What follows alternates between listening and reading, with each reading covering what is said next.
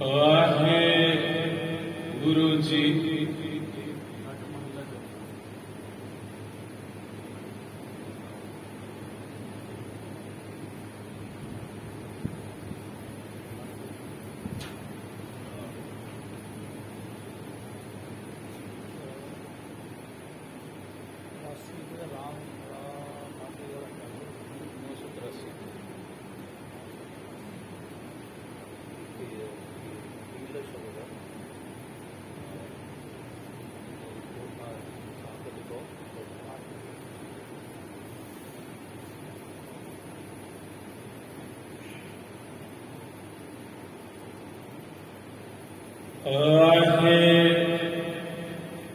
ਵਾਹਿਗੁਰੂ ਜੀ।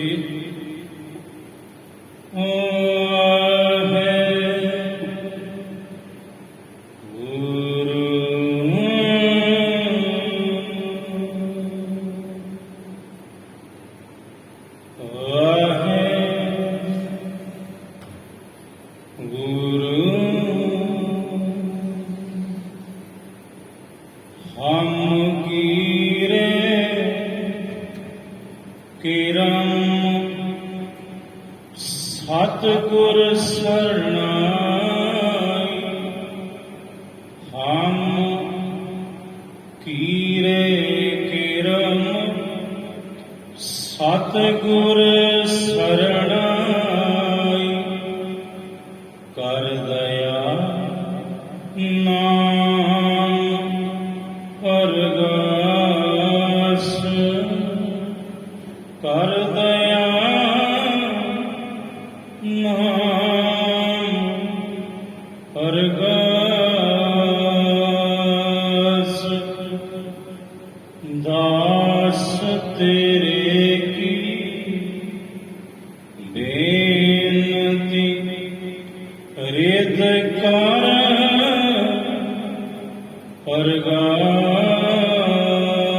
ਅਰਦਾਸ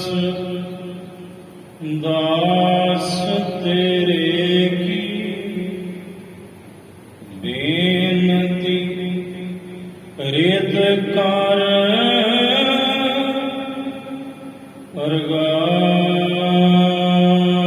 ਅਰਦਾਸ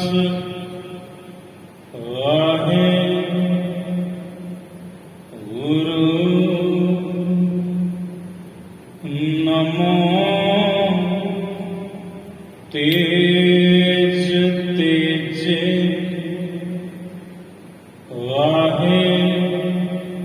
ਵਾਹਿਗੁਰੂ ਨਮੋ ਅੰਧਕਾਰੇ ਨਮੋ ਅੰਧਕਾਰੇ ਨਮੋ ਤੇਜ ਤੇਜੇ ਵਾਹਿਗੁਰੂ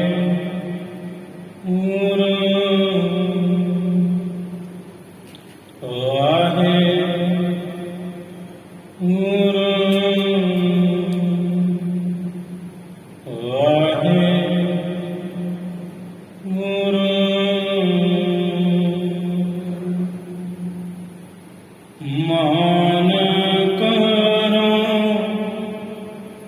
ਤੁਧ ਊਪਰੇ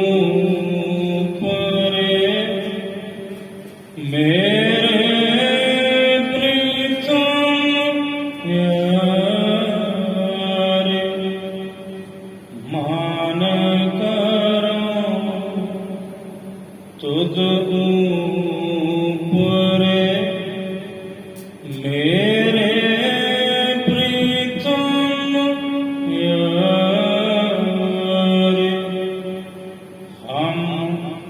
अपराधी सद भूलते तुम बख्शन हारे हम अपराधी सद भूलते तुम बख्शन तुम ਸਮ ਹਾਰੇ ਕਰ ਕਿਰਪਾ ਕਿਰਪਾਲ ਆਪੇ ਬਖਸ਼ ਲੈ ਕਰ ਕਿਰਪਾ ਕਿਰਪਾਲ ਆਪੇ ਬਖਸ਼ ਲੈ ਸੁਖਾ ਹਟਾਲ ਗੁਰ ਸੇਵੀਐ ਅਹਨਿਸ ਸਹਿਜ ਸੁਭਾਏ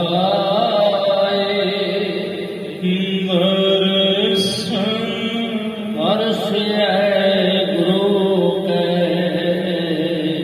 ਜਨਮ ਮਰਨ ਦੁਖ ਜਾਏ। ਸਤਨਾਮ ਸ੍ਰੀ ਵਾਹਿਗੁਰੂ ਸਾਹਿਬ ਜੀ। ਸਾਧਕ ਕਉ ਅੰਮ੍ਰਿਤ ਬਹੁ ਸਿੰਚੋ ਸਭ ਢਾਲ ਫੂਲ ਵਿਸਤਾਰੇ। ਜਿਉ ਜਿਉ ਨਿਵੈ ਸਾਧਕ ਨਰ ਸੇਤੀ ਛੇੜ ਛੇੜ ਕੱਢੈ ਵਿਖ ਖਾਰੇ। ਸਾਧ ਸੰਗਤ ਜੀ ਵਾਹਿਗੁਰੂ ਜੀ ਕਾ ਖਾਲਸਾ ਵਾਹਿਗੁਰੂ ਜੀ ਕੀ ਫਤਿਹ। ਮੇਰੇ ਮੋਹਨ ਸਰਵਨੀ ਇਹ ਨਾਮ ਸੁਨਾਏ। ਇਹ ਮੇਰੇ ਮੋਹਨ ਮੇਰੇ ਵਾਹਿਗੁਰੂ ਜੀ ਮੇਰੇ ਕੰਨਾਂ ਨੂੰ ਆ ਕੁਝ ਨਾ ਸੁਣਾਇਓ।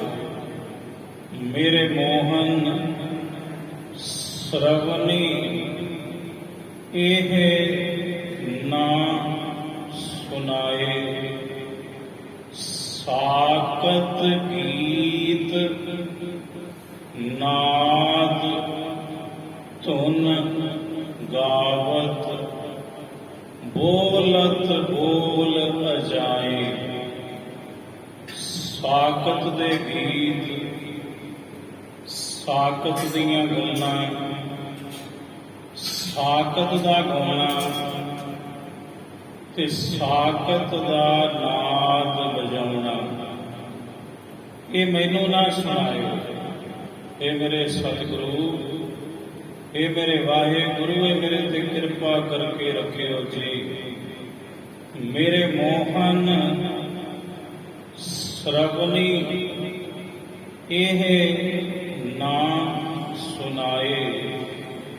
ਸਾਕਤ ਗੀਤ ਨਾਦ ਧੁਨ ਗਾਵਤ ਬੋਲਤ ਬੋਲ ਅਜਾਏ। ਜਿਹੜੇ ਅਜਾਏ ਬੇਅਰਥ ਬਕਵਾਸ ਹੈ ਸਾਕਤ ਦੀ ਉਹ ਮੈਨੂੰ ਨਾ ਸੁਣਾਇਓ। ਇਹ ਮੇਰੇ ਵਾਹਿਗੁਰੂ ਮੈਨੂੰ ਤੇ ਆਪਣੀ ਸਿਫਤ ਸਲਾਹ ਸੁਣਾਇਓ। ਮੈਨੂੰ ਆਪਣੀ ਬਾਣੀ ਸੁਣਾਇਓ। ਮੈਨੂੰ ਆਪਣਾ ਨਾਮ ਸੁਣਾਇਓ। ਮੈਨੂੰ ਸਾਕਤ ਦੇ ਬੋਲ ਮਤ ਸੁਣਾਉਣਾ। ਇਹ ਮੇਰੀ ਅਰਦਾਸ ਤੁਹਾਡੇ ਚਰਨਾਂ ਵਿੱਚ ਬਿਲਾਵਲ ਬਾਗ ਦੇ ਅੰਦਰ ਸਾਹਿਬ ਸੱਚੇ ਪਾਤਸ਼ਾਹ ਗੁਰੂ ਅਰਜਨ ਦੇਵ ਮਹਾਰਾਜ ਜੀ ਇਹ ਪਾਵਨ ਬਚਨ ਕਰਦੇ ਹਨ। ਸਾਹਿਬ ਕਹਿੰਦੇ ਹੈ ਮੇਰੇ ਵਾਹਿਗੁਰੂ ਸਾਕਤ ਸੁਆਨ ਸਭ ਕਰੇ ਕਰਾਇਆ। ਭਾਵੇਂ ਸਾਕਤ ਹੈ ਭਾਵੇਂ ਕੁੱਤਾ ਹੈ ਇਹ ਸਭ ਤੇਰਾ ਕੀਤਾ ਹੀ ਕਰਦੇ ਜੇ ਕਿਉਂਕਿ ਇਹਨਾਂ ਨੂੰ ਤੂੰ ਬਣਾਇਆ ਹੈ। ਕੁੱਤੇ ਨੂੰ ਵੀ ਤੇ ਸਾਕਤ ਨੂੰ ਵੀ। ਸਾਕਤ ਸੁਆਨ ਸਭ ਕਰੈ ਕਰਾਇਆ। ਜੋ ਧੁਰ ਲਿਖਿਆ ਸੋ ਕਰਮ ਕਮਾਇਆ। ਜੋ ਧੁਰ ਦਰਗਾਹ ਤੋਂ ਤੂੰ ਲਿਖ ਦਿੱਤਾ, ਸਾਖਤ ਨੇ ਉਹੀ ਕਰਮ ਕਮਾਇਆ। ਇਸ ਦੁਨੀਆ ਦੇ ਅੰਦਰ ਆ ਕੇ ਇਹ ਸਾਖਤ ਵੀ ਤੇਰਾ ਹੀ ਕੀਤਾ ਹੈ, ਤੇਰਾ ਹੀ ਬਣਾਇਆ ਹੈ। ਤੇ ਮੇਰੇ ਵਾਹਿਗੁਰੂ ਜੀ, ਕਬੀਰ साकत ऐसा है जैसी लसन की खान, कोने बैठे खाइए प्रगट हुए निदान। भगत कबीर जी धुर की बाणी। भगत जी कहते हे कबीर, साकत इहो जिहा हुंदा है ਜਿਹੋ ਜੀ ਲਸਣ ਦੀ ਥੋਮ ਗੰਢੀ ਹੁੰਦੀ ਹੈ, ਉਸ ਲਸਣ ਨੂੰ ਕੋਈ ਲੁਕ ਕੇ ਖਾਵੇ, ਪਰ ਜਦੋਂ ਕਿਸੇ ਨਾਲ ਗੱਲ ਕਰੇਗਾ ਮੂੰਹ ਦੇ ਵਿੱਚੋਂ ਲਸਣ ਦੀ ਹਵਾੜ ਮਾਰੇਗੀ, ਪਤਾ ਲੱਗੇਗਾ ਵੀ ਇਹਨੇ ਲਸਣ ਖਾਧਾ ਹੈ। ਲਸਣ ਬੜਾ ਗੁਣਕਾਰੀ ਹੈ। ਔਰ ਇੱਥੇ ਸਤਿਗੁਰੂ ਨੇ ਇੱਕ ਜਿਹੜਾ ਨੈਗੇਟਿਵ ਪੱਖ ਹੈ ਲਸਣ ਦਾ, ਉਹਨੂੰ ਤਸ਼ਬੀਹ ਦਿੱਤੀ ਸਾਕਤ ਦੇ ਨਾਲ। ਕਹਿੰਦੇ ਜਿਵੇਂ ਲਸਣ ਦੀ ਗੰਢੀ ਕੋਈ ਕੋਨੇ ਵਿੱਚ ਬਹਿ ਕੇ ਖਾਵੇ, ਲੁਕ ਛਿਪ ਕੇ ਖਾਵੇ, ਪਰ ਅਖੀਰ ਨੂੰ ਉਹ ਪ੍ਰਗਟ ਹੁੰਦੀ ਆ, ਬੋਲਦੀ ਹੈ ਵੀ ਹਾਂ ਇਹਨੇ ਮੈਨੂੰ ਖਾਧਾ। ਲਸਣ ਦੀ ਗੰਢੀ ਬੋਲਦੀ ਹੈ। ਸਤਿਗੁਰੂ ਕਹਿੰਦੇ ਇਸੇ ਤਰ੍ਹਾਂ ਸਾਖਤ ਹੈ, ਭਾਵੇਂ ਲੁਕ ਛੁਪ ਕੇ ਕੋਈ ਵੀ ਕਰਮ ਕਮਾਵੇ, ਅਖੀਰ ਨੂੰ ਤੇ ਭਾਈ ਉਹ ਪ੍ਰਗਟ ਹੁੰਦਾ ਹੀ ਹੈ। ਲਸਣ ਦੀ ਗੰਢੀ ਖਾਣ ਵਾਂਗ ਕਬੀਰ ਸਾਕਤ ਐਸਾ ਹੈ जैसी लसन की खान, कोने बैठे खाइए प्रगट हुए निदान। कबीर साकत संग ना कीजई, दूर रह जाइए भाग। भगत कबीर जी कहते हे कबीर, साकत का संग ना करो। बाणी परथाए है, सारी बाणी परथाए है।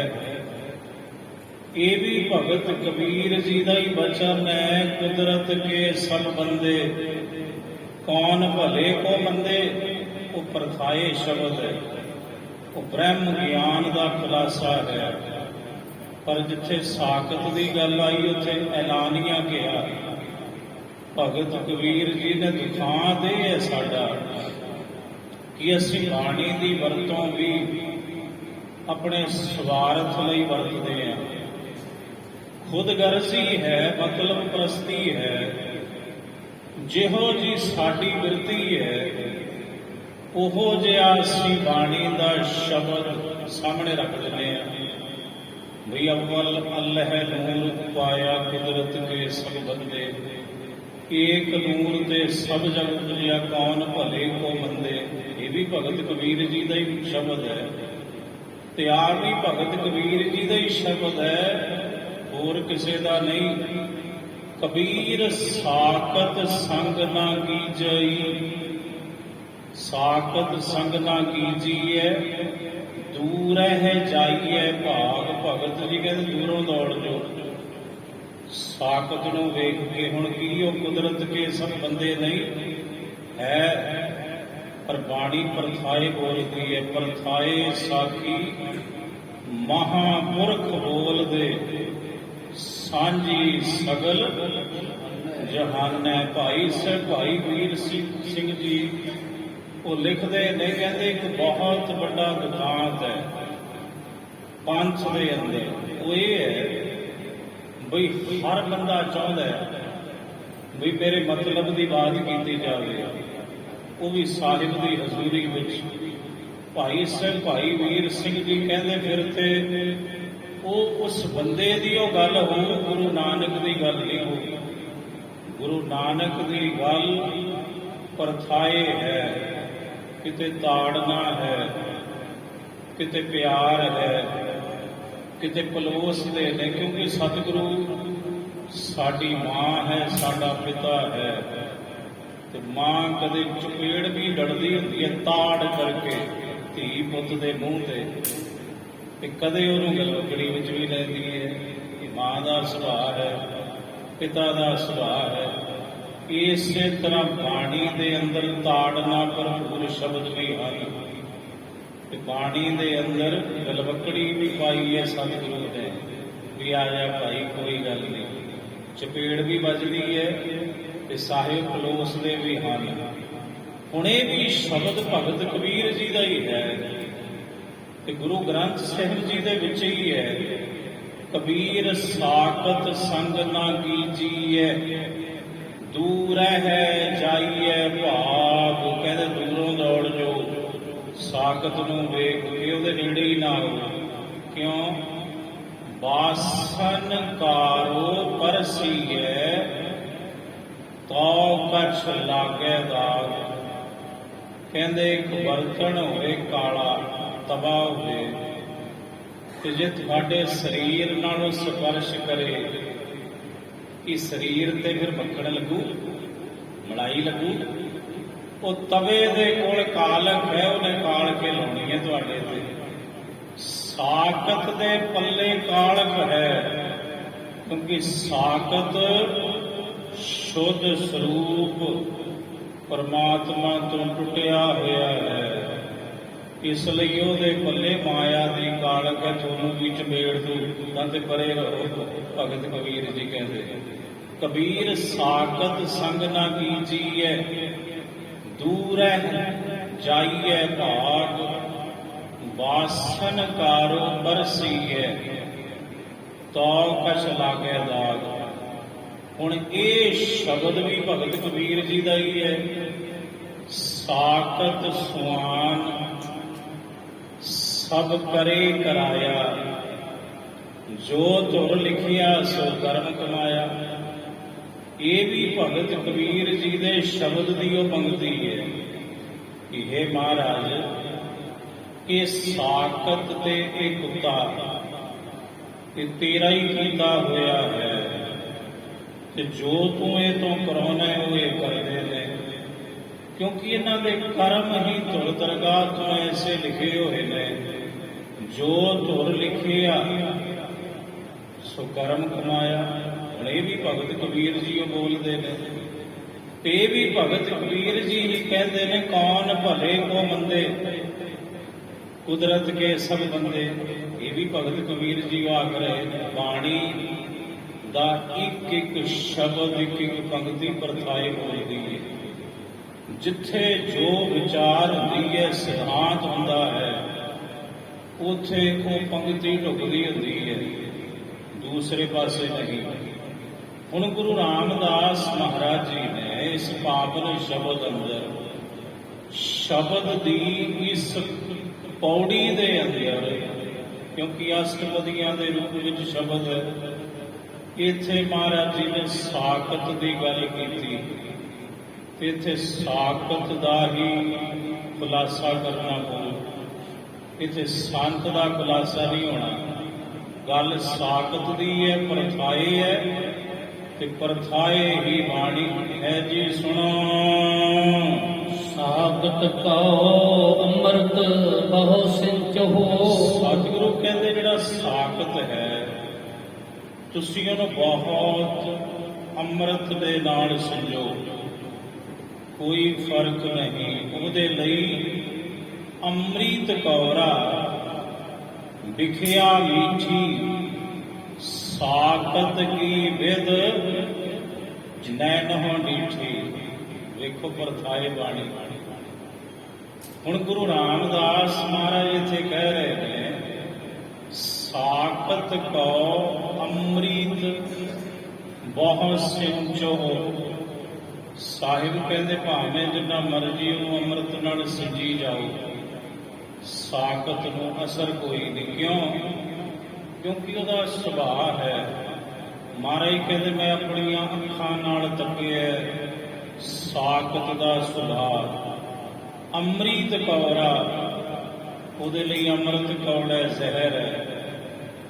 ਵਿਖਿਆ ਮੀਠੀ, ਜਿਹੜੀ ਵਿਖਿਆ ਜ਼ਹਿਰ ਹੈ ਉਹ ਸਾਕਤ ਦੇ ਲਈ ਮਿੱਠੀ ਹੈ, ਉਹਨੂੰ ਬੜਾ ਮਿੱਠਾ ਸਵਾਦ ਆਉਂਦਾ ਹੈ ਉਹ ਚੋਂ, ਜ਼ਹਿਰ ਚੋਂ। ਹੁਣ ਉਹ ਜ਼ਹਿਰ ਹੈ, ਜ਼ਹਿਰ ਨੂੰ ਜਿਹੜਾ ਦੂਸਰਾ ਵਿਅਕਤੀ ਹੈ ਉਹ ਤਿਆਗਦਾ ਹੈ ਪਰ ਸਾਕਤ ਗ੍ਰਹਿਣ ਕਰਦਾ ਹੈ।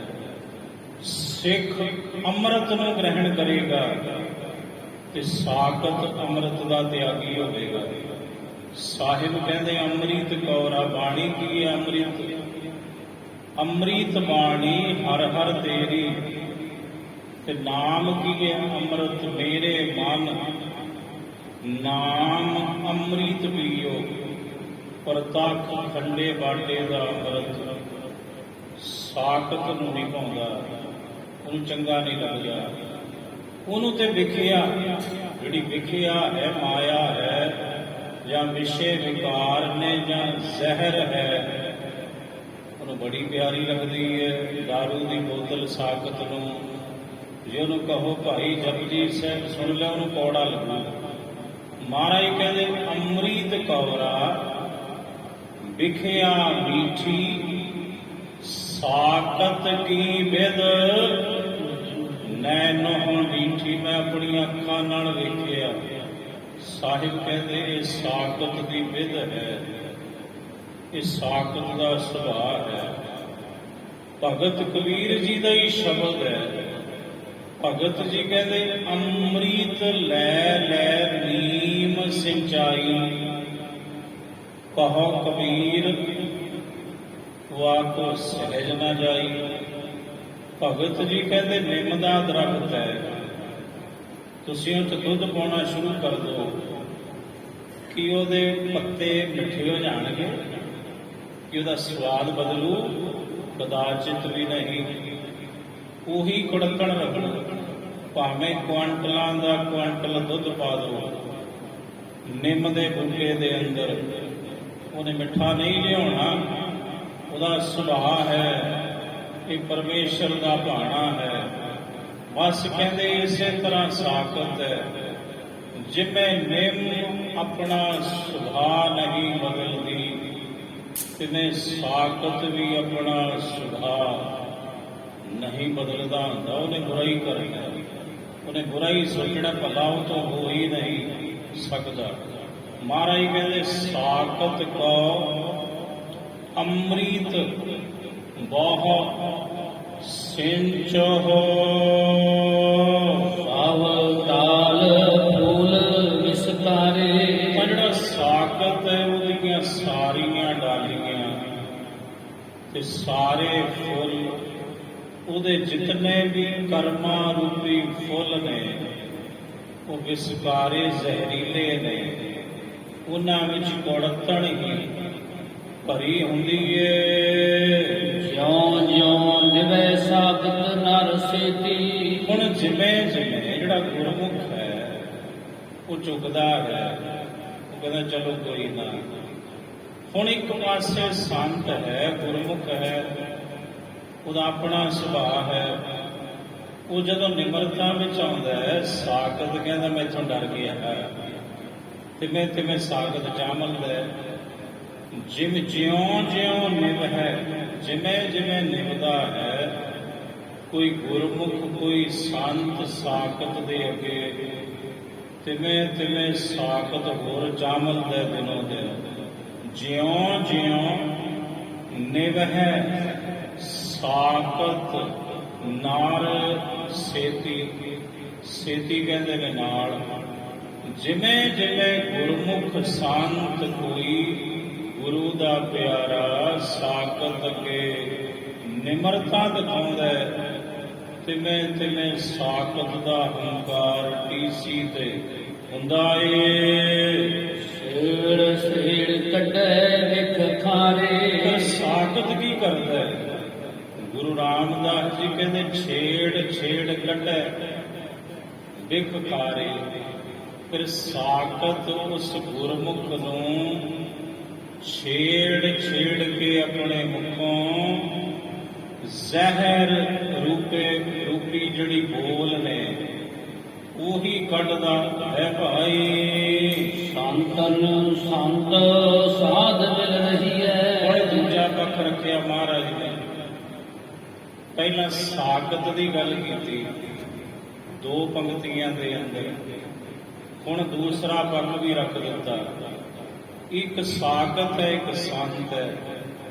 ਸਾਖਤ ਦੀ ਕੁਸੰਗਤ ਦਾ ਤਿਆਗ ਕਰਨਾ ਹੈ। ਇਹਨਾਂ ਪੰਕਤੀਆਂ ਵਿੱਚ ਮਹਾਰਾਜ ਨੇ ਸਮਝਾਇਆ ਹੈ। ਹੁਣ ਦੂਸਰੀ ਅਗਲੀ ਪੰਕਤੀ ਜਿਹੜੀ ਹੈ ਤੀਸਰੀ, ਉਹਦੇ ਵਿੱਚ ਮਹਾਰਾਜ ਜੀ ਦੂਜਾ ਪੱਖ ਰੱਖ ਰਹੇ ਨੇ, ਕਿਉਂਕਿ ਬਾਣੀ ਪਰਤਾਏ ਹੈ। ਸਮਝਣਾ ਪਊ ਵੀ ਸ਼ਬਦ ਦਾ ਸਿਧਾਂਤ ਕੀ ਹੈ ਤੇ ਗੁਰੂ ਕਹਿ ਕੀ ਰਹੇ ਨੇ। ਬਸ ਆਹੀ ਦੁਖਾਂਤ ਹੈ। 2 ਪੁਸਤਕਾਂ ਪੜ੍ਹ ਲਈਆਂ, ਬੰਦਾ ਕਹਿੰਦਾ ਬਸ ਠੀਕ ਹੈ, ਹੁਣ ਮੇਰੇ ਤੋਂ ਉੱਪਰ ਕੋਈ ਹੈ ਹੀ ਨਹੀਂ। ਇਹ ਨਹੀਂ, ਇਹ ਤੇ ਸਮੁੰਦਰ ਹੈ। ਇਹ ਤੇ ਕਈ ਜਨਮ ਲੱਗ ਜਾਈਏ ਤਾਂ ਵੀ ਸਮਝ ਨਹੀਂ ਆਉਂਦੀ ਸਾਹਿਬ ਜੀ ਦੀਆਂ ਬਾਤਾਂ, ਸਾਹਿਬ ਦੀਆਂ ਰਮਜ਼ਾਂ। ਹੁਣ ਸਤਿਗੁਰੂ ਨੇ ਦੂਸਰਾ ਪੱਖ ਰੱਖਿਆ। ਮਹਾਰਾਜ ਕਹਿੰਦੇ ਸੰਤਨ, ਜਿਹੜੇ ਸੰਤ ਜਨ ਨੇ ਭਾਈ, ਸਾਧ ਜਨ ਨੇ, ਉਹਨਾਂ ਦੀ ਸੰਗਤ ਵਿੱਚ ਮਿਲ ਕੇ ਰਹੋ, ਗੁਰਮੁਖਾਂ ਦੀ ਸੰਗਤ ਕਰੋ, ਕਿਉਂਕਿ ਸਿੱਖ ਦੀ ਅਰਦਾਸ ਵਿੱਚ ਸ਼ਾਮਲ ਹੈ ਸਹੀ ਪਿਆਰੇ ਮੇਲ, ਜਿਨ੍ਹਾਂ ਮਿਲਿਆ ਤੇਰਾ ਨਾਮ ਚਿਤਾਵੇ। ਉੱਥੇ ਕਦੇ ਦੀ ਸੰਗਤ ਵਿੱਚ ਇਹ ਕਿਹਾ ਜਾਂਦਾ ਬਈ ਸਹੀ ਸਾਖਤ ਮੇਲ, ਜਿਨ੍ਹਾਂ ਮਿਲਿਆ ਤੇਰਾ ਨਾਮ ਵਿਸਰ ਜਾਵੇ। ਕਦੇ ਕਹਿੰਦਾ ਕੋਈ ਸ਼ਬਦ ਹੈ ਸਹੀ ਪਿਆਰੇ ਮੇਲ, ਜਿਨ੍ਹਾਂ ਮਿਲਿਆ ਤੇਰਾ ਨਾਮ ਚਿਤਾਵੇ। ਹੁਣ ਜਿਨ੍ਹਾਂ ਨੂੰ ਮਿਲਿਆ ਨਾਮ ਚੇਤੇ ਆਉਂਦਾ ਸਤਿਗੁਰੂ ਗੁਰੂ ਰਾਮਦਾਸ ਜੀ, ਉਹਨਾਂ ਦਾ ਪੱਖ, ਉਹਨਾਂ ਦੀ ਵਡਿਆਈ ਕਰਦੇ ਨੇ ਭਾਈ। ਉਹਨਾਂ ਸੰਤਾਂ ਸਾਧਾਂ ਦੀ ਸੰਗਤ ਵਿੱਚ ਮਿਲ ਕੇ ਰਹੋ। ਕੌਣ ਬੋਲ ਹੈ ਪਰ ਉਪਕਾਰੇ। ਕਿਉਂਕਿ ਜਿਹੜੇ ਸੰਤ ਨੇ ਉਹਨਾਂ ਦਾ ਬੋਲਣਾ ਪਰਉਪਕਾਰ ਹਿਤ ਹੁੰਦਾ ਹੈ, ਪਰਾਏ ਦੇ ਭਲੇ ਹਿਤ ਹੁੰਦਾ ਹੈ। ਔਰ ਉਹ ਸ਼ੁਭ ਗੁਣਾਂ ਨੂੰ, ਪ੍ਰਭੂ ਦੇ ਗੁਣਾਂ ਨੂੰ, ਗੁਰੂ ਦੇ ਗੁਣਾਂ ਨੂੰ ਹੀ, ਪ੍ਰਭੂ ਦੀ ਸਿਫਤ ਸਲਾਹ, ਗੁਰੂ ਦੀ ਸਿਫਤ ਸਲਾਹ ਰੂਪੀ ਵਚਨ ਹੀ ਬੋਲਦੇ ਹਨ। ਸੰਤ ਸੰਤ ਮਿਲੇ ਮਨ ਵਿਕਸੈ। ਹੁਣ ਇੱਕ ਪਾਸੇ ਸਾਖਤ ਹੈ। ਸਾਖਤ ਨੂੰ ਜਦੋਂ ਮਿਲੋਗੇ ਤੜਫ ਉਠੋਗੇ। ਦੂਜੇ ਪਾਸੇ ਸੰਤ ਹੈ। ਇੱਕ ਰੱਬੀ ਰੂਪ ਦੇ ਦਰਸ਼ਨ ਕਰੋਗੇ, ਉਹਦੇ ਬਚਨ ਸੁਣੋਗੇ, ਤੁਹਾਡਾ ਬੁਝਿਆ ਹੋਇਆ ਮਨ ਵੀ ਖਿੜ ਜੂਗਾ। ਇਹ ਉਹਨਾਂ ਦੀ ਸੰਗਤ ਦਾ ਪ੍ਰਤਾਪ ਹੁੰਦਾ ਹੈ। ਇੱਕ ਕੈਫੀਅਤ ਹੁੰਦੀ ਹੈ, ਕੈਫੀਅਤ ਦਾ ਅਰਥ ਹੁੰਦਾ ਹੈ ਅਸਰ, ਤਾਸੀਰ। ਹਰ ਇੱਕ ਚੀਜ਼ ਦੀ ਕੈਫੀਅਤ ਹੈ ਆਪਣੇ ਆਪ ਵਿੱਚ। 5 ਤੱਤ ਨੇ, 5 ਤੱਤਾਂ ਦੀ ਆਪਣੀ ਕੈਫੀਅਤ ਹੈ, ਅਸਰ ਹੈ। ਸਾਡੇ ਤਨ ਤੇ ਮਨ ਦੇ ਉੱਪਰ 5 ਤੱਤਾਂ ਦਾ ਅਸਰ ਹੈ। ਸੰਗਤ ਤੇ ਕੁਸੰਗਤ ਦੀ ਆਪਣੀ ਕੈਫੀਅਤ ਹੈ। ਇਹਦਾ ਅਸਰ ਵੀ ਸਾਡੇ ਤੁਹਾਡੇ ਤਨ ਤੇ ਮਨ ਦੇ ਉੱਪਰ ਹੁੰਦਾ ਹੈ। ਸਤਿਗੁਰੂ ਕਹਿੰਦੇ ਜਦੋਂ ਭਾਈ ਤੁਸੀਂ ਪ੍ਰਭੂ ਦੇ ਪਿਆਰਿਆਂ ਨੂੰ, ਰੱਬ ਦੇ ਪਿਆਰੇ ਸੰਤ ਜਨਾਂ ਨੂੰ ਮਿਲੋਗੇ, ਤੁਹਾਡਾ ਜਿਹੜਾ ਮਨ ਹੈ ਵਿਗਸੇਗਾ, ਪ੍ਰਸੰਨ ਹੋਵੇਗਾ, ਖੇੜੇ ਵਿੱਚ ਆਵੇਗਾ। ਜਿਉਂ ਜਲ ਮਿਲ ਕਮਲ ਸਵਾਰੇ। ਜਿਉਂ ਜਲ ਮਿਲ ਕਮਲ ਸਵਾਰੇ। ਜਿਵੇਂ ਮਹਾਰਾਜ ਨੇ ਉਦਾਹਰਣ ਦਿੱਤੀ, ਜਿਉਂ ਜਲ ਮਿਲ, ਜਿਵੇਂ ਪਾਣੀ ਦੇ ਨਾਲ ਮਿਲ ਕੇ ਕਮਲ ਦਾ ਫੁੱਲ ਵੇਖੋ ਖਿੜਦਾ ਹੈ, ਉਹ ਆਪਣਾ ਆਪ ਸਵਾਰਦਾ ਹੈ। ਇਸੇ ਤਰ੍ਹਾਂ ਸੰਤ ਜਨਾਂ, ਗੁਰਮੁਖ ਜਨਾਂ ਦੀ ਭਾਈ ਜਿਹੜੀ ਸੰਗਤ ਹੈ, ਉਹਦੇ ਵਿੱਚ ਮਿਲ ਕੇ ਜਿਹੜਾ ਜਗਿਆਸੂ ਹੈ, ਸਤਸੰਗੀ ਹੈ, ਉਹ ਆਪਣੇ ਜੀਵਨ ਨੂੰ ਸਵਾਰਦਾ ਹੈ। ਲੋਭ ਲਹਿਰ ਸਭ ਸਮਾਨ ਹਲਕ ਹੈ। ਸਾਹਿਬ ਜੀ ਕਹਿੰਦੇ ਲੋਭ ਲਹਿਰ, ਜਿਹੜੀ ਲੋਭ ਦੀ ਲਹਿਰ ਹੈ, ਇਹ ਇੰਜ ਹੈ ਸਾਰੀ ਜਿਵੇਂ ਹਲਕਿਆ ਹੋਇਆ ਕੁੱਤਾ ਹੈ। ਲੋਭ ਲਹਿਰ ਸਭ ਸਵਾਨ ਹਲਕ ਹੈ। ਹਲਕ ਕਹਿੰਦੇ ਨੇ ਹਲਕਣਾ, ਸਵਾਨ ਕਹਿੰਦੇ ਨੇ ਕੁੱਤੇ ਨੂੰ। ਮਹਾਰਾਜ ਕਹਿੰਦੇ ਜਿਹੜੀ ਤਮਾ ਹੈ ਨਾ, ਲੋਭ ਦੀ ਲਹਿਰ ਮਨੁੱਖ ਦੇ ਅੰਦਰ, ਇਹ ਇੰਜ ਹੈ ਜਿਵੇਂ ਹਲਕਿਆ ਹੋਇਆ ਕੁੱਤਾ ਹੁੰਦਾ ਹੈ। ਤੇ ਜਿਹਦੇ ਅੰਦਰ ਤਮਾ ਹੋਵੇ, ਲੋਭ ਹੋਵੇ, ਇੱਥੇ ਵੀ ਮੂੰਹ ਮਾਰਨਾ, ਉੱਥੇ ਵੀ ਮੂੰਹ ਮਾਰਨਾ। ਸਾਹਿਬ ਕਹਿੰਦੇ ਉਹਦੀ ਹਾਲਤ ਇੰਜ ਹੈ ਭਾਈ, ਜਿਵੇਂ ਇੱਕ ਹਲਕਿਆ ਹੋਇਆ ਕੁੱਤਾ ਹੁੰਦਾ ਹੈ। ਕੁੱਤੇ ਨੂੰ ਜਦੋਂ ਹਲਕਵਾ ਚੜ੍ਹਦਾ ਹੈ, ਉਹ ਮੂੰਹ ਦੇ ਵਿੱਚੋਂ ਝੱਗ ਸੁੱਟੂ, ਸੱਜੇ ਭੱਜੂ, ਖੱਬੇ ਭੱਜੂ। ਇਸੇ ਤਰ੍ਹਾਂ ਜਿਹਦੇ ਅੰਦਰ ਲੋਭ ਦੀ ਲਹਿਰ ਹੈ, ਸਾਹਿਬ ਕਹਿੰਦੇ ਬਸ ਉਹ ਤਮਾ ਰੂਪੀ ਝਾਗੇ ਸੁੱਟਦਾ ਰਹਿੰਦਾ ਹੈ। ਜਿੱਥੇ ਵੀ ਜਾਵੇ ਸੱਜੇ ਖੱਬੇ ਉਹ ਦੌੜਦਾ ਹੈ। ਉਸ ਲੋਭ ਦੀ ਪੂਰਤੀ ਲਈ ਇੱਕ ਲਾਲਚੀ ਬੰਦਾ ਜਿਹਦੇ ਅੰਦਰ ਤਮਾ ਹੀ ਤਮਾ ਭਰੀ ਹੋਈ ਹੈ, ਸਤਿਗੁਰੂ ਕਹਿੰਦੇ ਉਹਦੇ ਵਿੱਚ ਤੇ ਹਲਕੇ ਕੁੱਤੇ ਵਿੱਚ ਭਾਈ ਕੋਈ ਅੰਤਰ ਨਹੀਂ ਹੁੰਦਾ। ਲੋਭ ਲਹਿਰ ਸਭ ਸਵਾਨ ਹਲਕ ਹੈ। ਇਹਨੂੰ ਗੁਰੂ ਤੇਗ ਬਹਾਦਰ ਸਾਹਿਬ ਮਹਾਰਾਜ ਗੁਰਬਾਣੀ ਵਿੱਚ ਇਹਨੂੰ ਸਮਝਾਉਂਦੇ ਨੇ। ਮਹਾਰਾਜ ਕਹਿੰਦੇ ਜਿਉਂ ਕੂਕਰ ਹਰਕਾਇਆ, ਜਿਵੇਂ ਕੂਕਰ ਕਹੀਏ ਕੁੱਤਾ, ਹਰਕਾਇਆ ਕਹੀਏ ਹਲਕਿਆ ਹੋਇਆ। ਗੁਰੂ ਤੇਗ ਬਹਾਦਰ ਸਾਹਿਬ ਮਹਾਰਾਜ ਕਹਿੰਦੇ ਭਾਈ ਜਿਉਂ ਕੂਕਰ ਹਰਕਾਇਆ, ਧਾਵੈ, ਧਾਵੈ ਕਹਿੰਦੇ ਨੇ ਭੱਜਣਾ ਦੌੜਨਾ, ਧਾਵੈ ਦਹਿ ਦਿਸ ਜਾਏ। ਜਿਵੇਂ ਹਲਕਿਆ ਹੋਇਆ ਕੁੱਤਾ ਟਿਕ ਕੇ ਨਹੀਂ ਕਹਿੰਦਾ, ਦਸੇ ਦਿਸ਼ਾਵਾਂ ਵਿੱਚ ਉਹ ਭੱਜਿਆ ਫਿਰਦਾ ਹੈ। ਸਤਿਗੁਰੂ ਕਹਿੰਦੇ ਭਾਈ ਇਸੇ ਤਰ੍ਹਾਂ ਲਾਲਚੀ ਬੰਦਾ ਹੈ। ਜਿਉਂ ਕੂਕਰ ਹਰਕਾਇਆ, ਧਾਵੈ ਦਹਿ ਦਿਸ ਜਾਏ। ਲੋਭੀ ਜੰਤ ਨਾ ਜਾਣਨੀ, ਭਖ ਅਭਖ ਸਭ ਖਾਏ।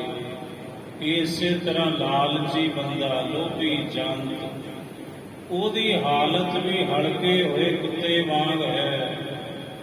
ਐਡੀ ਤਮਾ ਉਹਦੇ ਅੰਦਰ ਦੇਖਦਾ ਹੀ ਨਹੀਂ ਵੀ ਇਹ ਵਸਤੂ ਖਾਣ ਯੋਗ ਹੈ ਕਿ ਨਹੀਂ ਖਾਣ ਯੋਗ।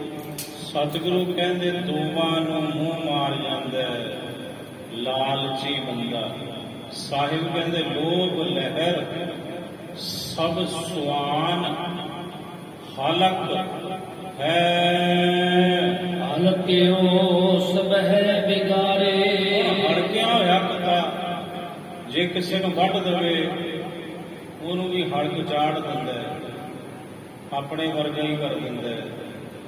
ਜੇ ਹਲਕਿਆ ਹੋਇਆ ਕੁੱਤਾ ਵੱਢੇ ਤਾਂ ਡਾਕਟਰ ਕਹਿੰਦੇ ਵੀ ਇੰਨੇ ਘੰਟੇ ਦੇ ਵਿੱਚ ਜੇ ਮੈਡੀਸਨ ਲੈ ਲਈ ਤਾਂ ਤੇ ਸ਼ਾਇਦ ਬਚ ਜੂ, ਨਹੀਂ ਤੇ ਹਲਕ ਜੂਏ ਤੋਂ ਪਰੇ ਰਹੋ। ਬਹੁਤ ਮਨੁੱਖ ਹਲਕੇ ਹੋਏ ਕੁੱਤੇ ਦੇ ਵੱਡੇ ਹਲਕੇ ਤੇ ਉਹਨਾਂ ਨੇ ਪਰਿਵਾਰ ਦੇ ਜੀਆਂ ਨੂੰ ਵੀ ਅੱਗੋਂ ਵੱਢਿਆ। ਸਤਿਗੁਰੂ ਕਹਿੰਦੇ ਉਹ ਤੇ ਸਾਰਿਆਂ ਨੂੰ ਵਿਗਾੜਦਾ ਹੈ ਹਲਕਿਆ ਹੋਇਆ ਕੁੱਤਾ। ਇਸੇ ਤਰ੍ਹਾਂ ਜਿਹੜਾ ਲਾਲਚੀ ਬੰਦਾ ਹੈ ਉਹ ਵੀ ਭਾਈ ਜਦੋਂ ਵੱਢਦਾ ਸਾਰਿਆਂ ਨੂੰ ਹੀ ਵਿਗਾੜਦਾ, ਆਪਣੇ ਵਰਗਾ ਹੀ ਤਮਾ ਪਸੰਦ ਲਾਲਚੀ ਬਣਾ ਦਿੰਦਾ ਏ। ਮੇਰੇ ਠਾਕਰ ਕੈ ਦੀਵਾਨ ਖਬਰ ਹੋਈ। ਸਤਿਗੁਰੂ ਕਹਿੰਦੇ ਹੁਣ ਮੇਰੇ ਠਾਕੁਰ, ਮੇਰੇ ਵਾਹਿਗੁਰੂ ਜੀ ਦੇ ਦੀਵਾਨ ਦਰਬਾਰ ਵਿੱਚ, ਸਭਾ ਵਿੱਚ ਜਦੋਂ ਇਹ ਖਬਰ ਹੋਈ ਵੀ ਭਾਈ ਆ ਜਿਹੜਾ ਹੈ ਆਉਂਦਾ ਤੇ ਮੇਰੇ ਘਰੇ ਹੈ, ਆਉਂਦਾ ਤੇ ਮੇਰੇ ਦਰਬਾਰ ਵਿੱਚ ਹੈ, ਪਰ ਇਹਦੇ ਅੰਦਰ ਹਲਕਿਆ ਹੋਇਆ ਕੁੱਤਾ ਹੈ। ਸਤਿਗੁਰੂ ਕਹਿੰਦੇ ਹੁਣ ਉਸ ਕੁੱਤੇ ਨੂੰ ਮਾਰਨਾ ਪਊ। ਹਲਕਿਆ ਹੋਇਆ ਕੁੱਤਾ ਕੀ ਹੈ? ਤਮਾ, ਲੋਭ ਦੀ ਬਿਰਤੀ, ਲਾਲਚ ਦੀ ਬਿਰਤੀ। ਸਾਹਿਬ ਕਹਿੰਦੇ ਭਾਈ ਇਹ ਇੱਕ ਨਹੀਂ, ਇਹ ਤਿੰਨ ਨੇ। ਇੱਕ ਕੁੱਤਾ ਹੈ, ਦੋ ਕੁੱਤੀਆਂ ਨੇ। ਗੁਰੂ ਨਾਨਕ ਦੇਵ ਮਹਾਰਾਜ ਜੀ ਗੁਰੂ ਕੀ ਬਾਣੀ ਸ੍ਰੀ ਰਾਗ ਦੇ ਅੰਦਰ ਇੱਕ ਸਵਾਨ, ਇੱਕ ਸਵਾਨ ਕਹਿੰਦੇ ਨੇ ਕੁੱਤਾ। ਇੱਕ ਸਵਾਨ ਦੋਏ, ਦੋਏ ਕਹੀਏ ਦੋ। ਇੱਕ ਸਵਾਨ ਦੋਏ ਸਵਾਨੀ। ਸਵਾਨੀ ਕਹਿੰਦੇ ਨੇ ਕੁੱਤੀ ਨੂੰ, ਦੋ ਕਹੀਏ ਦੋ ਕੁੱਤੀਆਂ, ਦੋ ਕੁਕਰੀਆਂ। ਇੱਕ ਕੁੱਤਾ ਹੈ ਤੇ ਦੋ ਕੁੱਤੀਆਂ ਨੇ। ਇੱਕ ਸਵਾਨ ਦੋਏ ਸਵਾਨੀ ਨਾਲ ਭਲ ਕੇ ਭੌਂਕੈ ਸਦਾ ਬਿਆਲ। ਸਤਿਗੁਰੂ ਕਹਿੰਦੇ ਹੁਣ ਤੁਸੀਂ ਵਿਚਾਰੋ, ਕਿਸੇ ਘਰ ਦੇ ਵਿੱਚ ਇੱਕ ਕੁੱਤਾ ਬਣਿਆ ਹੋਵੇ, ਖੌਰੂ ਕੱਢ ਦੂ, ਖੌਰੂ ਭੌਂ ਭੌਂ ਕਰੂ, ਘਰਦਿਆਂ ਨੂੰ ਸੌਣ ਨਹੀਂ ਦਿੰਦਾ। ਪਰ ਕੁੱਤੇ ਪਿਆਰ ਵੀ ਬਹੁਤ ਲੈਂਦੇ ਨੇ, ਵਫਾਦਾਰ ਵੀ ਬਹੁਤ ਹੁੰਦੇ ਨੇ। ਇਹ ਕੋਈ ਸ਼ੱਕ ਨਹੀਂ, ਇਹ ਕੁੱਤੇ ਦਾ ਗੁਣ ਹੈ, ਪੋਜ਼ਿਟਿਵ ਪੱਖ ਹੈ ਉਹਦਾ। ਪਰ ਦੂਸਰੇ ਪਾਸੇ ਜਦੋਂ ਭੌਂਕਦਾ ਹੈ, ਨਾ ਖੁਦ ਸੌਂਦਾ, ਨਾ ਗੁਆਂਢੀਆਂ ਨੂੰ ਸੌਣ ਦਿੰਦਾ, ਨਾ ਮਹੱਲੇ ਵਾਲਿਆਂ ਨੂੰ। ਉਹ ਕਹਿਣਗੇ ਚੁੱਪ ਕਰਾਓ ਭਾਈ ਕੁੱਤੇ ਨੂੰ, ਐਵੇਂ ਭੌਂਕੀ ਜਾਂਦਾ ਹੈ। ਸਤਿਗੁਰੂ ਕਹਿੰਦੇ ਹੁਣ ਵਿਚਾਰੋ ਤੇ ਸਹੀ ਤੁਸੀਂ, ਕਿਸੇ ਵਿਹੜੇ ਦੇ ਵਿੱਚ ਇੱਕ ਕੁੱਤਾ ਹੋਵੇ ਉਹ ਮਾਨ ਨਹੀਂ ਹੁੰਦਾ, ਤੇ ਜਿੱਥੇ ਇੱਕ ਕੁੱਤਾ ਹੋਵੇ ਤੇ ਦੋ ਕੁੱਤੀਆਂ ਹੋਣ, ਕਿੰਨਾ ਖੌਰੂ ਪੱਟਣਗੀਆਂ। ਸਤਿਗੁਰੂ ਕਹਿੰਦੇ ਭਾਈ ਕੁੱਤੇ ਤੇ ਕੁੱਤੀਆਂ ਦੀ ਗੱਲ ਨਹੀਂ, ਇਹ ਤੁਹਾਡੀ ਬਾਤ ਹੋ ਰਹੀ ਹੈ ਦੁਨੀਆ ਦੇ ਵਿੱਚ। ਹਰ ਮਨੁੱਖ ਦੇ ਅੰਦਰ ਮਹਾਰਾਜ ਕਹਿੰਦੇ ਲੋਭ ਰੂਪੀ ਕੁੱਤਾ ਬੈਠਾ ਹੈ। ਆਸ਼ਾ ਤੇ ਤ੍ਰਿਸ਼ਨਾ ਇਹ ਦੋ ਕੁੱਤੀਆਂ ਨੇ। ਬੰਦਾ ਬਾਅਦ ਵਿੱਚ ਉੱਠਦਾ ਤੜਕੇ, ਉਹਦੇ ਉੱਠਣ ਤੋਂ ਪਹਿਲਾਂ ਹੀ ਇਹ ਤਿੰਨੇ ਉੱਠੇ ਹੁੰਦੇ ਨੇ, ਬੌਂ ਬੌਂ ਕਰਦੇ ਨੇ, ਆ ਵੀ ਲਿਆ, ਉਹ ਵੀ ਲਿਆ, ਆ ਵੀ ਖਾਣਾ, ਉਹ ਵੀ ਖਾਣਾ। ਸਤਿਗੁਰੂ ਕਹਿੰਦੇ ਸਮਾਂ ਤੇ ਨਾਮ ਜਪਣ ਦਾ ਹੁੰਦਾ ਹੈ, ਪਰ ਜਿਹਦੇ ਅੰਦਰ ਇੱਕ ਲੋਭ ਰੂਪੀ ਕੁੱਤਾ ਬੈਠਾ ਹੈ, ਆਸ਼ਾ ਤੇ ਤ੍ਰਿਸ਼ਨਾ ਰੂਪੀ ਦੋ ਕੁੱਤੀਆਂ ਬੈਠੀਆਂ ਨੇ ਅੰਦਰ, ਉਹਦੇ ਖੌਰੂ ਮੱਟਣਗੀਆਂ, ਇਹਨੂੰ ਕਿੱਥੋਂ ਕਹਿਣ ਦੇਣਗੀਆਂ ਵਾਹਿਗੁਰੂ ਵਾਹਿਗੁਰੂ। ਇਹਨਾਂ ਨੇ ਕੋਈ ਨਹੀਂ ਜੇ ਨਾਮ ਜਪਣ ਦੇਣਾ ਤੁਹਾਨੂੰ। ਸਤਿਗੁਰੂ ਕਹਿੰਦੇ ਏਕ ਸਵਾਨ ਦੋਏ ਸਵਾਨੀ ਨਾਲ ਭਲ ਕੇ ਭੌਂਕੈ ਸਦਾ ਬਿਆਲ। ਬੜਾ ਭਿਆਨਕ ਸ਼ੋਰ ਮਚਾਉਂਦੇ ਨੇ ਕਿ ਤਿੰਨੇ ਮਿਲ ਕੇ ਹੇ ਮੇਰੇ ਡਾਢੇ ਸਤਿਗੁਰੂ ਤੂੰ ਬਚਾ ਸਾਨੂੰ ਇਹਨਾਂ ਤਿੰਨਾਂ ਤੋਂ। ਸਤਿਗੁਰੂ ਜੀ ਇੱਥੇ ਹੀ ਖੁਲਾਸਾ ਕਰਦੇ ਨੇ। ਮਹਾਰਾਜ ਕਹਿੰਦੇ ਜਿਹੜਾ ਗੁਰੂ ਹੈ ਭਾਈ, ਉਹਨੂੰ ਆਪਣੇ ਬਿਰਧ ਬਾਣੇ ਦੀ ਲਾਜ ਹੁੰਦੀ ਹੈ। ਜਦੋਂ ਗੁਰੂ ਨੂੰ ਪਤਾ ਲੱਗਦਾ ਕਿ ਆਉਂਦਾ ਤੇ ਮੇਰੇ ਘਰ ਹੈ, ਮੱਥਾ ਵੀ ਟੇਕਦਾ, ਪਰ ਇਹਦੇ ਅੰਦਰ ਹਲਕਿਆ ਹੋਇਆ ਕੁੱਤਾ ਹੈ ਲੋਭ, ਤੇ ਸਤਿਗੁਰੂ ਕਹਿੰਦੇ ਭਾਈ ਫਿਰ ਗੁਰੂ ਕਿਰਪਾ ਕਰਕੇ ਉਸ ਹਲਕੇ ਹੋਏ ਤਮਾ ਰੂਪੀ ਕੁੱਤੇ ਨੂੰ, ਲਾਲਚ ਰੂਪੀ ਕੁੱਤੇ ਨੂੰ ਗਿਆਨ ਦੀ ਖੜਗ ਲੈ ਕੇ ਸੋਧ ਦਿੰਦੇ ਨੇ, ਮਾਰ ਦਿੰਦੇ ਨੇ ਆਪਣੇ ਸ਼ਰਧਾਲੂ ਦੇ ਮਨ ਦੇ ਅੰਦਰੋਂ। ਪੰਕਤੀ ਦੁਬਾਰਾ ਸੁਣੋ ਜੀ। ਤੇਰੇ ਠਾਕੁਰ ਕੈ ਦੀਵਾਨ ਖਬਰ ਹੋਈ। ਮੇਰਾ ਠਾਕੁਰ ਕੈ, ਮੇਰੇ ਖਸਮ ਦੇ, ਮੇਰੇ ਮਾਲਕ ਦੇ, ਵਾਹਿਗੁਰੂ ਸਤਿਗੁਰੂ ਦੇ ਦੀਵਾਨ ਕਹਿੰਦੇ ਨੇ ਸਭਾ, ਦਰਬਾਰ।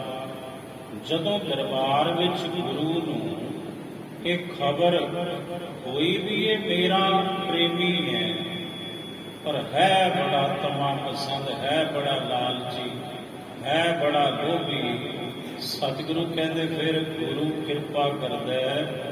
ਕੀ ਕਰਦਾ ਹੈ ਭਾਈ? ਗੁਰ ਗਿਆਨ ਖੜਗ ਲੈ ਮਾਰੇ।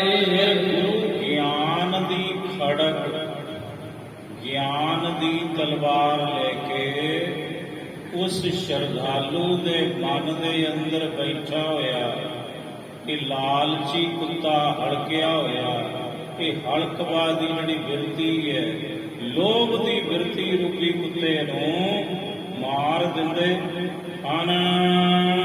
ਰਾਖ ਰਾਖ ਰਾਖ ਪ੍ਰਭ ਮੇਰੇ, ਇਹ ਮੇਰੇ ਪ੍ਰਭੂ ਮੈਨੂੰ ਰੱਖ ਲੈ। ਸਤਿਗੁਰੂ ਕਹਿੰਦੇ ਭਾਈ ਸਿੱਖੋ, ਇੰਝ ਅਰਦਾਸ ਕਰਿਆ ਕਰੋ ਆਪਣੇ ਸਾਹਿਬ ਦੇ ਅੱਗੇ ਨਿਮਾਣੇ ਬਣ ਕੇ, ਸਿਆਣੇ ਬਣ ਕੇ ਨਹੀਂ।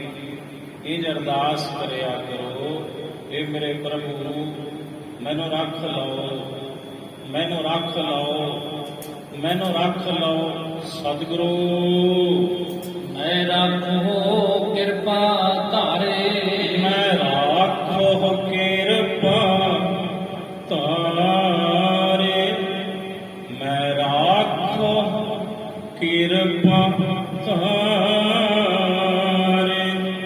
ਮੈਂ ਰਾਖੋ ਕਿਰਪਾ ਧਾਰੇ, ਮੈਂ ਰਾਖੋ ਕਿਰਪਾ ਧਾਰੇ, ਮੈਂ ਰਾਖੋ ਕਿਰਪਾ ਧਾਰੇ, ਮੈਂ ਰਾਖੋ ਕਿਰਪਾ ਧਾਰੇ, ਮੈਂ ਰਾਖੋ ਕਿਰਪਾ ਧਾਰੇ, ਮੈਂ ਰਾਖੋ ਕਿਰਪਾ ਧਾਰੇ।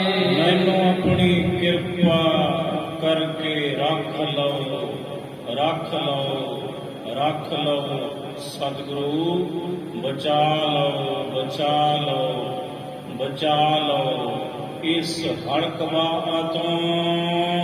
ਨਾਨਕ ਮੈਂ ਧਰ ਅਵਰ ਨ ਕਾਈ, ਸਾਹਿਬ ਕਹਿੰਦੇ ਹੇ ਨਾਨਕ ਅਸੀਂ ਆਪ ਦੇ ਹਾਂ, ਮੈਨੂੰ ਹੋਰ ਕੋਈ ਘਰ ਨਹੀਂ, ਹੋਰ ਕੋਈ ਸਹਾਰਾ ਨਹੀਂ, ਹੋਰ ਕੋਈ ਆਸਰਾ ਨਹੀਂ, ਇੱਕ ਤੇਰੇ ਤੋਂ ਬਿਨਾਂ। ਇਹ ਮੇਰੇ ਵਾਹਿਗੁਰੂ, ਇਹ ਮੇਰੇ ਸਤਿਗੁਰੂ, ਮੇਰਾ ਹੋਰ ਕੋਈ ਸਹਾਰਾ ਨਹੀਂ, ਇੱਕ ਤੇਰੇ ਤੋਂ ਬਿਨਾਂ ਹੋ ਕਿਸੇ ਦਾ ਮੈਂ ਕੀ ਲੈਣਾ। ਉਹ ਮੌਜ ਕਰੇ।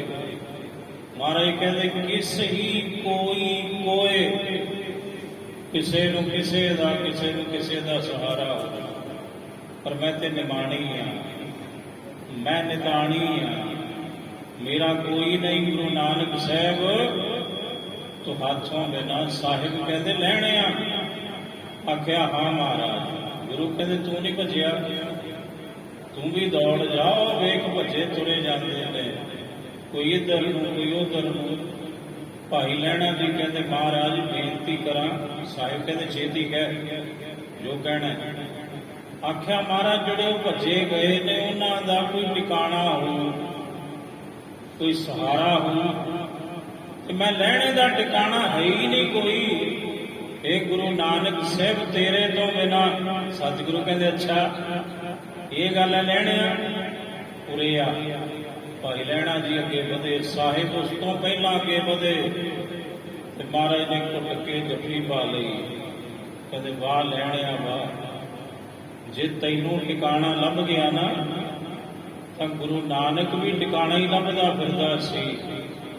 ਇਸ ਰੱਬੀ ਜੋਤ ਨੂੰ, ਇਸ ਅਗੰਮੀ ਜੋਤ ਨੂੰ ਮੈਂ ਕਿਹੜੇ ਹਿਰਦੇ ਵਿੱਚ ਟਿਕਾਵਾਂ ਟਿਕਾਵਾਂ।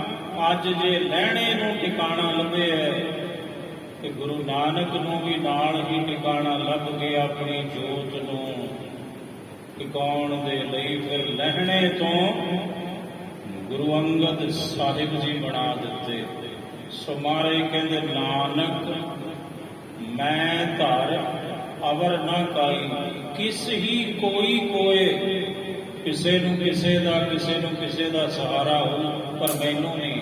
ਇਹ ਮੇਰੇ ਸਤਿਗੁਰੂ ਤੁਹਾਥੋਂ ਬਿਨਾਂ, ਤੁਹਾਡੇ ਚਰਨਾਂ ਤੋਂ ਬਿਨਾਂ, ਤੁਹਾਡੇ ਸ਼ਬਦ ਤੋਂ ਬਿਨਾਂ, ਕਿਸ ਹੀ ਕੋਈ ਕੋਏ। ਮਨ ਨਿਮਾਣੀ ਇੱਕ ਤੂੰ, ਮੈਂ ਨਿਮਾਣੀ ਨੂੰ ਇੱਕ ਤੂੰ ਹੈ, ਇੱਕ ਤੇਰਾ ਹੀ ਆਸਰਾ ਹੈ, ਇੱਕ ਤੇਰਾ ਹੀ ਸਹਾਰਾ ਹੈ। ਇਹਨੂੰ ਗੁਰੂ ਰਾਮਦਾਸ ਜੀ ਅਖੀਰ ਵਿੱਚ ਇੰਝ ਕਹਿੰਦੇ ਨੇ, ਨਾਨਕ ਮੈਂ ਧਰ ਅਵਰ ਨਾ ਕਾਈ। ਮੈਂ ਸਤਿਗੁਰ ਗੁਰ ਵਿਸਤਾਰੇ। ਮੈਨੂੰ ਤੇ ਮੇਰੇ ਸਤਿਗੁਰੂ ਮੇਰੇ ਗੁਰੂ ਤੂੰ ਹੀ ਪਾਰ ਲੰਘਾਉਣਾ, ਮੇਰਾ ਪਾਰ ਉਤਾਰਾ ਤੂੰ ਕਰਨਾ। ਇਸ ਲਈ ਮੇਰੇ ਸਤਿਗੁਰੂ ਮੈਨੂੰ ਤੇਰੇ ਤੋਂ ਬਿਨਾਂ ਕੋਈ ਦੂਸਰਾ ਨਹੀਂ। ਮੇਰੇ ਸਤਿਗੁਰਾ ਮੈਂ ਤੁਝ ਬਿਨ ਅਵਰ ਨਾ ਕੋਇ। ਮੇਰੇ ਸਤਿਗੁਰਾ ਮੈਂ ਤੁਝ ਬਿਨ ਅਵਰ ਨਾ ਕੋਇ। ਆਏ ਪ੍ਰਭ ਸਰਨਾਗਤੀ ਕਿਰਪਾ ਨਿਧ ਦਇਆਲ। ਏਕ ਅੱਖਰ ਹਰ ਮਨ ਮਸਤ ਨਾਨਕ ਹੋਤ ਨਿਹਾਲ। ਵਾਹਿਗੁਰੂ ਜੀ ਕਾ ਖਾਲਸਾ ਵਾਹਿਗੁਰੂ ਜੀ ਕੀ ਫਤਿਹ।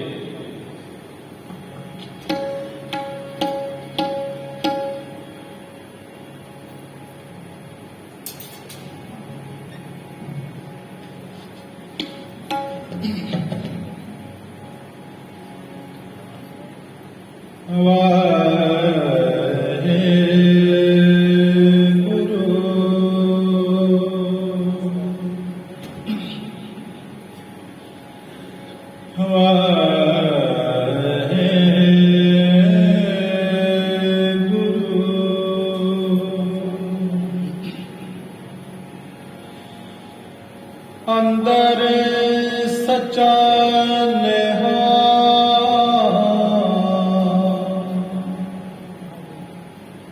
ਲਾਇਆ ਪ੍ਰੀਤਮ ਆਪਣੇ। ਤਨ ਮਨ ਹੋਏ ਨਿਹਾਲ।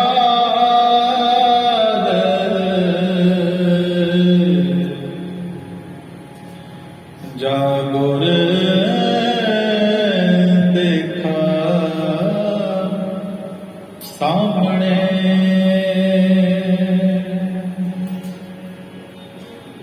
ਤਨ ਮਨ